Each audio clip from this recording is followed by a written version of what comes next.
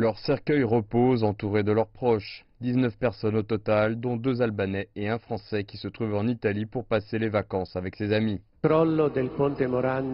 L'effondrement du viaduc Morandi qui enjambait la rivière Paul Severa a créé une profonde blessure dans le cœur des Génois. Cette terrible douleur est encore plus fortement ressentie par tous ceux qui ont perdu des proches, tous les blessés et ceux qui ont perdu leur logement. Des prières chrétiennes et musulmanes ont été rendues, reflétant la diversité culturelle des morts. Les familles, amis, collègues ou complets étrangers sont tous dévastés par ce que le président italien a appelé une catastrophe absurde. Beaucoup sont encore sous le choc. Nous ne voulons toujours pas y croire. Nous avons encore besoin de réaliser ce qui s'est passé. Cela fera encore plus de mal plus tard. Les membres des équipes de recherche et de secours ont reçu une ovation, tandis que les anciens membres du gouvernement ont été hués. Beaucoup estiment qu'ils n'ont pas accordé assez d'attention aux infrastructures fragiles du pays.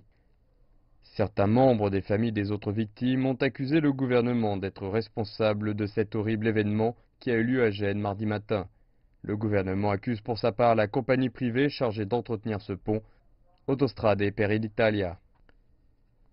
Suite aux funérailles nationales, Autostrade a promis de dépenser environ 572 millions de dollars pour la reconstruction du viaduc et sous forme de compensation pour tous ceux qui ont été directement affectés par la tragédie, mais n'a pas souhaité endosser la responsabilité, affirmant que le viaduc était sûr. La situation technique est si complexe que c'est à la justice de faire la lumière sur ce qui s'est passé, dans quelles conditions.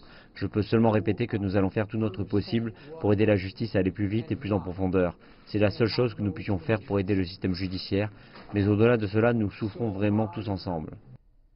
Le gouvernement a menacé de révoquer le contrat de cette société. La commission chargée des transports et des infrastructures, qui étudie les causes de l'effondrement, a déclaré qu'un câble endommagé était peut-être responsable du désastre. Mais les familles endeuillées demandent davantage qu'une simple explication.